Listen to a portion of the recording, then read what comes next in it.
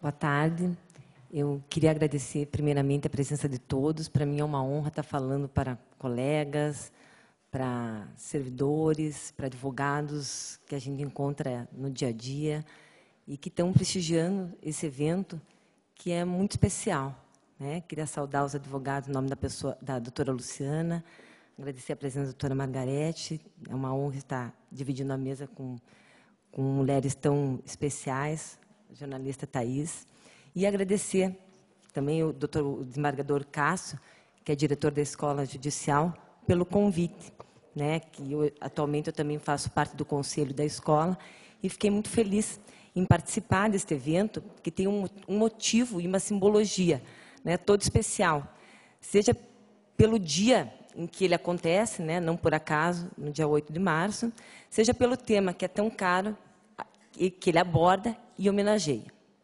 Bom, a bela exposição do Centro de Memória do Tribunal Regional do Trabalho da 9ª Região sobre o título Lutas e Direitos das Mulheres e a Justiça do Trabalho remete, de alguma forma, aos fatos históricos que motivaram a celebração do dia 8 de março como Dia Internacional da Mulher. Como já foi lembrado pela doutora Marlene, pelo doutor Cássio, não dá para a gente desvincular, né, a comemoração desse dia às questões vinculadas ao trabalho, a tudo isso que a gente participa diariamente. Então, a escolha do dia 8 de março como Dia Internacional da Mulher não foi aleatória, está intimamente ligada à eclosão e fortalecimento de organizações e movimentos feministas no final do século XIX, em vários países da Europa e dos Estados Unidos, que protestavam contra as jornadas de trabalho extenuantes, os salários medíocres e pelo acesso das mulheres ao mercado de trabalho e a direitos políticos e sociais, que eram extensivos apenas aos homens, como também já foi lembrado pelo Dr. Cássio, inclusive nas fotos que ele nos apresentou. Somente 20 anos depois, que em 1945, a Organização das Nações Unidas assinou o primeiro acordo internacional em que afirmava expressamente princípios de igualdade entre homens e mulheres. Então, aí a gente já vê, né, que, depois de décadas, que isso, de fato, se concretizou. No Brasil, as movimentações em prol dos direitos da mulher surgiram em meio a grupos anarquistas do início do século XX, que buscavam, assim como os demais países, as melhores condições de trabalho e qualidade de vida. A luta feminina ganhou força com o movimento sufragista, já nas décadas de 20 e 30, o que foi consagrado a partir de 1932, com a promulgação da Constituição por Getúlio Vargas. Eu achei importante trazer esses dados históricos que já foram colocados, que são sempre lembrados, que são repetidos às vezes na mídia e hoje, especialmente, para lembrar como a escolha, a comemoração dessa data está intimamente ligada às reivindicações femininas no ambiente e no mercado de trabalho. Ambiente que analisamos e julgamos no dia a dia e que, muitas vezes, isso acaba fazendo parte da rotina e que não paramos para refletir, né? Contudo, ainda que cotidianamente nos deparemos com reclamações envolvendo alegações de discriminação por motivo de gênero no contrato de trabalho, seja no momento da admissão, em que, por questões de gênero, as mulheres deixam de ser contratadas, são preteridas, seja no curso do contrato de trabalho, em que as mulheres possam vir a sofrer algum tipo de discriminação, até em questões envolvendo assédio moral, assédio sexual, seja por conta da demissão, né, no momento em que a mulher, às vezes, volta de uma licença gestante e que, por conta desse fator, ela não é mais interessante naquele mercado de trabalho, de certa forma, pouco refletimos sobre essas questões, né? Em pleno século XXI, ainda permeiam intensamente o nosso cotidiano e que reflete essa situação de desigualdade que as mulheres ainda são submetidas. Ainda que atualmente tenhamos inegáveis conquistas das mulheres no mercado de trabalho, é fato que a questão de gênero está longe de ser uma questão e uma preocupação atual, né? Às vezes parece repetitivo, parece que essa questão já está superada, as constituições elas já vêm prevendo, estabelecendo, sempre nos seus textos, né, as leis infraconstitucionais, os direitos da mulher, então parece que a coisa está resolvida, quando, na verdade, ainda não está. É verdade que inúmeros direitos foram assegurados, como a vedação expressa à discriminação, a garantia de iguais salários, entre outros. Contudo, ainda que essas conquistas representem garantias a mulheres trabalhadoras, elas sustentam uma igualdade apenas no seu aspecto formal e não material, porque, na prática, elas não traduzem o verdadeiro acesso à mulher no mercado de trabalho em patamar de igualdade. Pesquisas são frequentemente divulgadas, isso acredito que as minhas colegas vão trazer mais dados estatísticos, mostrando que as mulheres continuam ganhando menos que os homens, continuam ocupando menos cargos de direção, continuam tendo menos assentos nos cargos eletivos, ainda que quantitativamente as mulheres hoje estejam em situação de paridade com os homens. Então, os números quantitativos não correspondem aos assentos qualitativos que as mulheres ocupam no mercado de trabalho. Como o meu tempo é curto e a intenção não é esgotar todas as áreas, né, de abrangência, eu vou limitar o meu debate às questões no judiciário, e especificamente os dados que eu tive mais acesso e que eu busquei com mais facilidade na Justiça do Trabalho e nos tribunais superiores, até porque também não é o momento de a gente abordar todos os ramos, né? Então, dados obtidos perante a divisão de dados funcionais da seção de atualização estatística deste tribunal apresenta o seguinte panorama dos últimos 10 anos do Tribunal Regional do Trabalho da 9ª Região. Então, esses são os números, né, de juízes, ali até foi separado entre juízes titulares, juízes substitutas, desembargadores e desembargadoras. Ainda que o nosso tribunal esteja na vanguarda da representatividade feminina, e o que eu falo com muito orgulho, inclusive, porque este ano, especialmente, tanto a nossa presidente quanto a nossa vice-presidente, a doutora Anair, são mulheres.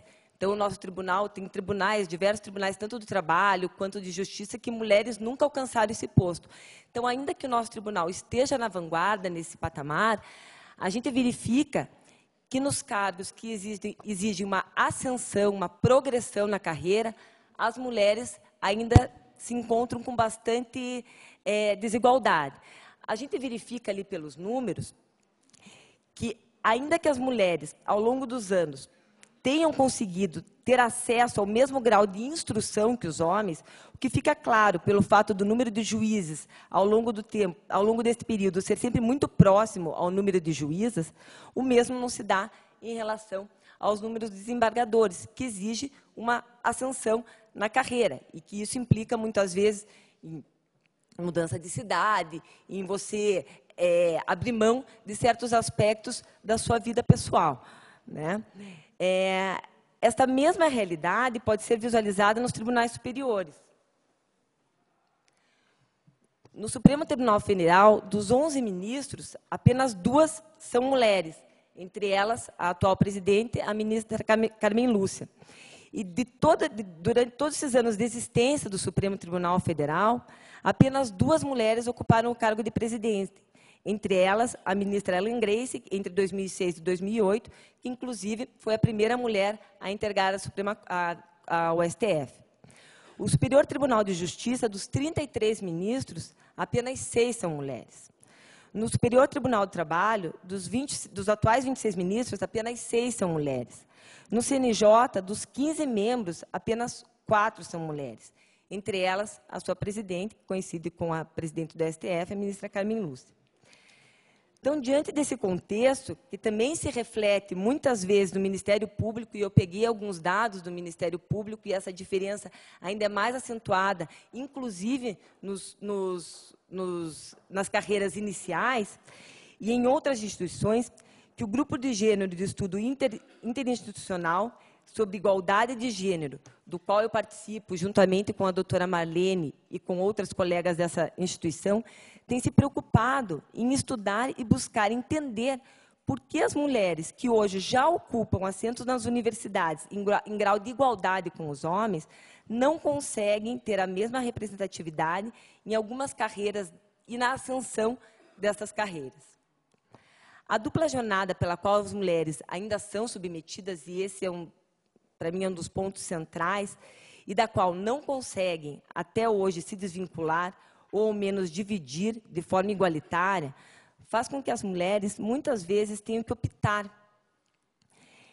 entre a progressão da sua carreira e a manutenção da sua estrutura familiar. Sem entrar nos motivos pessoais que interferem nessas escolhas, o fato é que isso reflete de forma significativa na ascensão das mulheres na carreira, seja tanto no âmbito da iniciativa privada, seja no serviço público. Isso a gente repara que essa dupla jornada tem uma influência direta, né? Então, independentemente de que esfera em que as mulheres estejam atuando. Buscando material para trazer alguma coisa diferente, e inclusive nesse grupo interinstitucional de gênero que a gente participa, eu li um texto um procurador, se não me engano, um procurador do TCU, Daniel Viana Teixeira, num artigo publicado Desigualdade de Gênero sobre Garantias e Responsabilidades Sociais de Homens e Mulheres. Ele faz uma interessante reflexão sobre a liberdade, sobre essa questão exatamente da extensão dos direitos às mulheres e de que forma que isso reflete na ocupação desses cargos de poder, cargos de gestão e na ascensão da carreira. Que eu vou tomar a liberdade de ler, vocês podem acompanhar, e vou comentar. O limitado sucesso da ação institucional voltada à promoção da igualdade entre gêneros pode ser debitado ao fato dela encarar os processos discriminatórios como orientados por escolhas motivadas arbitrariamente pelo gênero, pura e simplesmente, quando, em verdade, eles guardam relação com a própria estrutura social, moldada ao longo dos séculos, segundo interesses, necessidades e pontos de vista primordialmente masculinos. A crítica feminina reclama uma ação institucional que alcança as causas profundas da desigualdade entre homens e mulheres, as quais deixam raízes entre estruturas e os códigos que regulam a distribuição entre esses segmentos, dos ônus e das recompensas envolvidas na manutenção da vida social. Em outros termos, dos mecanismos de atribuições e manutenção do poder. E ele traz uma reflexão interessante quando ele fala assim, na verdade, a gente se preocupa muitas vezes com a questão da discriminação, da questão da preservação, da edição de direitos especificamente voltados à mulher, quando, na verdade, a gente não pensa na questão de como que esses direitos são operados, na forma de garantir que as mulheres façam jus em seu proveito. Como a doutora Luciana falou, na questão da licença maternidade. Né? Tem países, a Suécia, que ele traz os dados, inclusive, no livro, que eles facultam em que a própria família decida. Se não me engano, são uns 400 dias, são vários, em que a mulher e o homem podem dividir, podem decidir se quem vai ficar mais tempo usufruindo daquele período, né, de descanso, não, de cuidado da família, e que se a mulher está no momento da ascensão profissional, se para ela é mais importante estar no mercado de trabalho naquele momento, e que o homem, nada mais justo, poderia fazer o papel do pai no dia a dia, ali nas funções em que a mulher teria que sair de casa. Né? Então, é uma questão a se discutir, a se pensar, né? De que forma que os direitos que já são assegurados poderiam ser voltados para que a mulher, de fato, ocupasse esses lugares de ascensão e de progressão na carreira. Por óbvio que não pretendo aqui dar uma resposta para todas essas questões, mas entendo que é importante aproveitarmos espaços como esse para refletirmos sobre o atual papel da mulher e a sua valorização profissional. Num ano pautado por diversas reivindicações, cuja pauta principal é a questão de gênero, seja no âmbito nacional, seja internacional, e a gente viu isso de forma bastante, sendo redundante, até visível, né, nas entregas dos prêmios do cinema, do Oscar, do Globo de Ouro, a manifestação das mulheres sempre voltadas nessas questões de gênero. Então, é um ano que isso está vindo à tona. É importante que a gente aproveite este dia, esse momento, para debatermos as conquistas alcançadas até hoje e o que ainda precisa ser melhorado, para de fato superarmos as desigualdades arbitrárias entre os sexos e garantir a igual amplitude de direitos entre homens e mulheres. Eu termino aqui como foi até oportuno, a gente tem um grupo do WhatsApp, do Grupo de Estudo Interdisciplinar, Interinstitucional de Gênero, e uma das participantes, a doutora Leda, enviou um texto, uma citação, que eu achei muito bonita, e perguntei para ela qual que seria a fonte, e ela me falou que foi do livro dela, que foi fruto da dissertação de mestrado, e que eu vou finalizar, porque reflete, de alguma forma, ela é até assim, menos formal, mas reflete, de alguma forma, essas angústias da mulher. Dizem que elas são feiticeiras, dizem que elas eram feiticeiras. Eu digo que elas sempre fizeram mágica. Tiram leite de pedra e dão nó em pingo d'água. Dizem que a mulher tem pacto com o diabo. Eu digo que elas compactuaram com os santos. Fazem milagres o tempo todo, com o orçamento familiar e com o tempo. Dizem que esse século XXI é das mulheres.